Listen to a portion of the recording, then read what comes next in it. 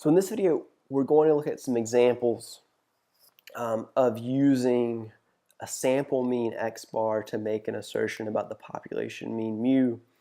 We're going to use confidence intervals as our method of statistical inference, and we're going to rely upon the t-distribution and our calculator for most of our calculations.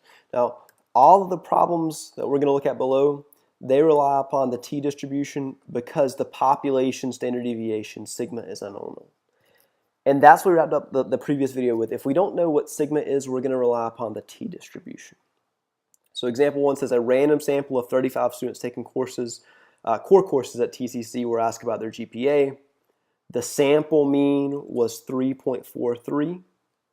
That is my x bar, sample mean.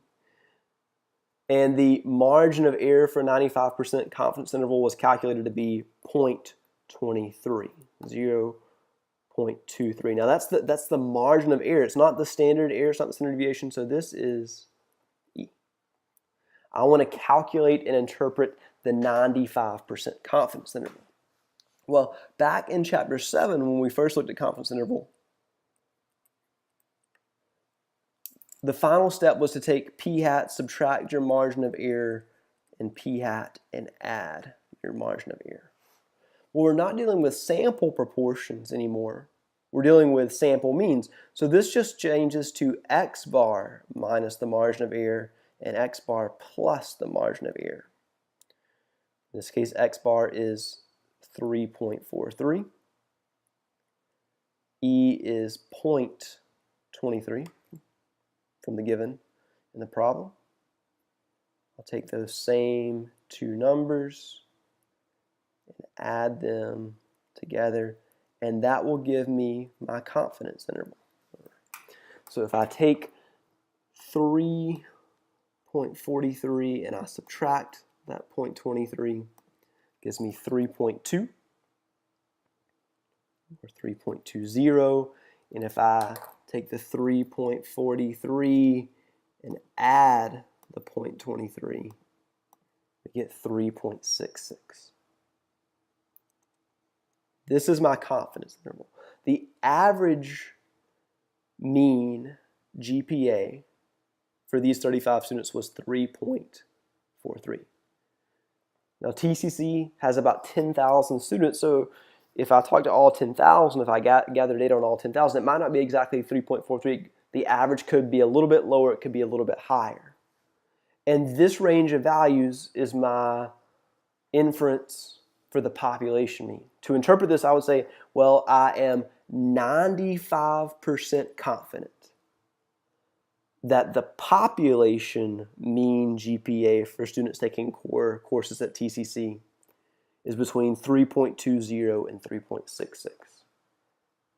That would be my interpretation.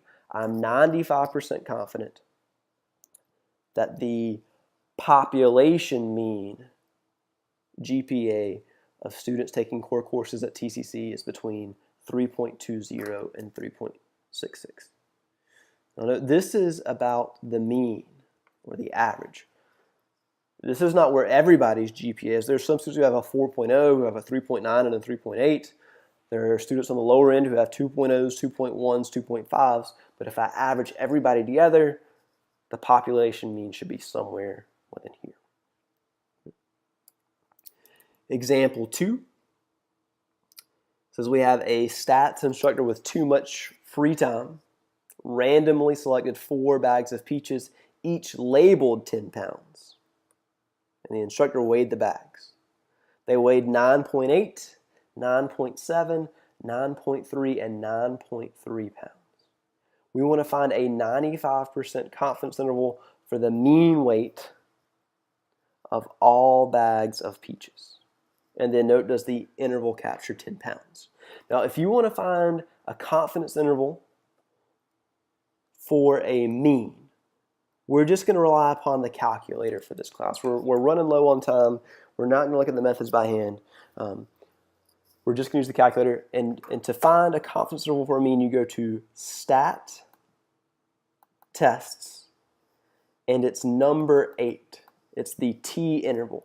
We are using the t distribution for several reasons. Number one, the central limit theorem wouldn't be met because we only have 4 bags of peaches in the sample. Number two, I don't know sigma, the population mean, so I'm using the t distribution. And when I select number 8, we have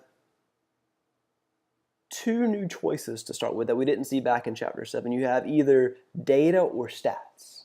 If you have the raw data, then you want data selected. But if you have the statistics, the sample mean, and the sample standard deviation, then you select stats. We have the raw data here. We don't have the sample mean and the sample standard deviation. We have how much each of the 4 bags weighed. So I want to leave it on data, and I'm going to put that data into L1. So I go to stats, edit, I just hit enter, and I want to put these values into L1. So it'll be 9.8, 9.7, and then 9.3 and 9.3. So now all my data is in L1 where it says it's supposed to be, so go back to stat tests. It's number 8. You can either scroll down or just hit the number 8. Data has been input into L1. The frequency should always be left at 1. And my C level is going to be 0.95 or 95% because we want a 95% confidence interval, and I just hit calculate. Up at the very top, I'm going to see my confidence interval. For this problem, my confidence interval would be 9.1 to 9.9 pounds.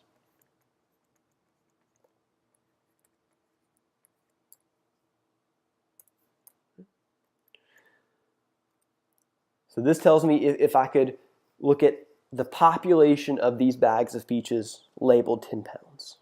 If I could go through and find all of them. Find the average of all of these bags, it would be somewhere between 9.1 and 9.9 pounds. So to answer the question, does it capture 10 pounds? Well, 10 pounds is not in between these two numbers, so I can say that 10 pounds is not captured. And that means that these bags appear to be mislabeled.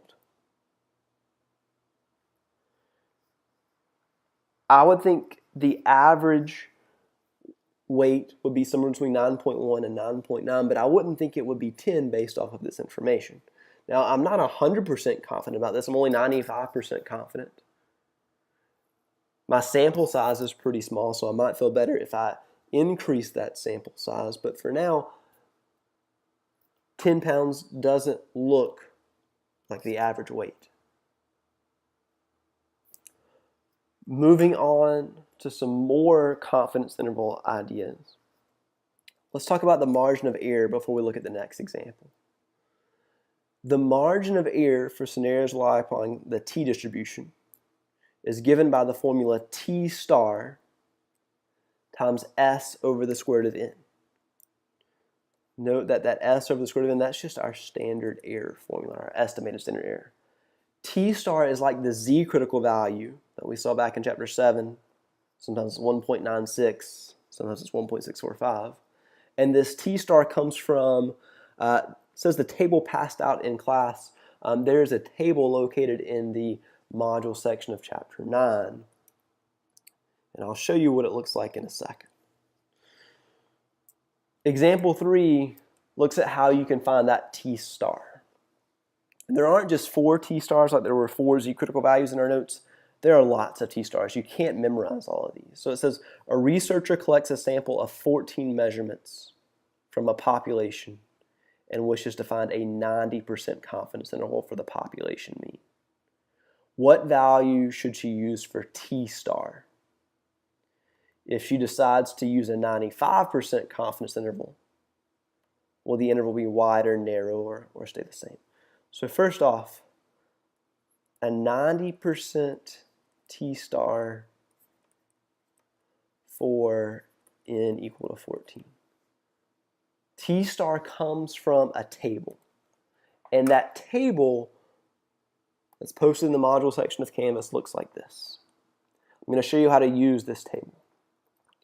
First off, your confidence level is not across the top, it's across the bottom. So for a 90% confidence interval, we are looking at this column. So these are my possibilities. To find which one I need, I go to this column. I look at the DF, the degrees of freedom, which is the sample size n take away 1. So because this is a sample size of 14, 14 minus 1 tells me the degrees of freedom is 13. So I'm in this row, and so I can see my T star would be 1.771. So that answers the first question.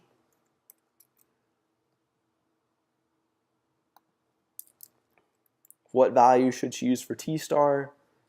So T star should be 1.771. Now, the next question goes back to Chapter 7, what we just had on our last test. If she decides to use a 95% confidence interval, up from a 90%, will the interval be wider, narrower, or stay the same? Well, increasing your confidence level always makes the confidence interval wider. It makes it less precise.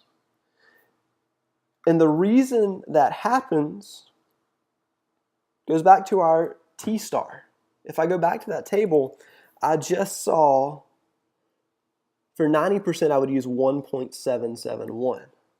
But if I bumped it up to 95%, I would use 2.160. So it's a larger T star, which is going to make the margin of error larger, which is going to make our confidence interval wider. Increasing your confidence level always makes these T stars go up. You go from left to right. So that's always going to make your margin of error go up, which is going to make your confidence interval wider. Final example here to wrap up confidence intervals, everything you need to know about those for means, for our class at least. Example 4 says a random sample of 23 independent female students at TCC showed a sample mean height of 63.8 inches and a standard deviation of 2 inches. Calculate a 90% confidence interval. Then we want to calculate a 99% confidence interval. And then note which interval is wider and why. And again, to find a confidence interval for means, you're going to go to stat tests number 8, the T interval. So if I do that, this time I don't have the raw data. I don't have the heights of these 23 female students, but I do have their sample mean, it's 63.8, and their sample standard deviation. So because they're from samples, I have these statistics. So instead of highlighting data, I'm going to go over to stats and hit enter to select that, and then I can enter in my number. So X bar should be 63.8. It's my sample mean. S sub X, that's the standard deviation, that's just S, that's 2. In my sample size is 23, and the first confidence level is going to be 0.90 or just 0.9. So when I calculate that, I can see that my 90% confidence interval is 63.1 to 64.5.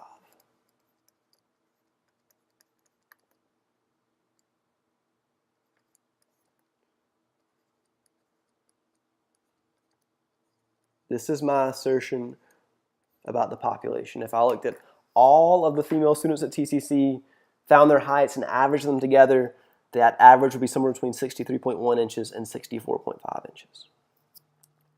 The second question asks us to calculate a 95% confidence interval. So again, I'll go back to stat tests, number 8.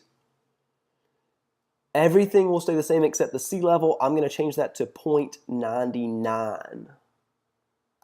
Still the same sample means, sample standard deviation, and sample size, just a new confidence level. and I calculate that, my 99% confidence interval is 62.6 to 65.0. So note, the 99% goes down a little bit farther on the lower end. The 90% of the lowest is 63.1 inches. Well, this went down half an inch farther to 62.6 inches. The maximum for the 90% was 64.5 inches.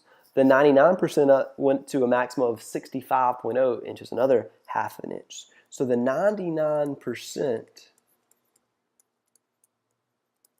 is wider, which means it is less precise. We're not zeroing in on one particular number as the population mean, but we're adding more possibilities on the edge. We're more confident here because we've added in more possibilities. We're less confident here because there are fewer possibilities. This wraps up our video on confidence intervals.